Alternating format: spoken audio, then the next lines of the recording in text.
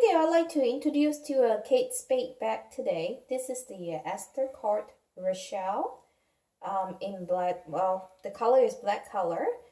This comes with the quilted leather,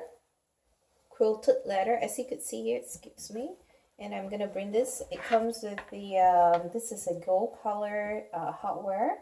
You can see the Kate Spade here. And one thing, let's take a look at the side.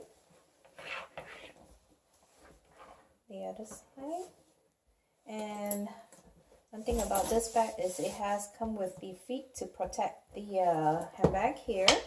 I really like this bag because of the interesting design and because of the it's a shoulder wear. So I guess this is a shoulder wear bag, and you could see a combination of leather strap and the metal ring to give it some interesting design here. Let's take a look on the inside. This one here, it does come with the dust bag. I'm just going to pick out everything from in here. On the inside here, you could see a really nice polka dot linen lining. I have 2 slip pockets and 1 zipper pocket on the other side. And let's compare this to the size of a water bottle.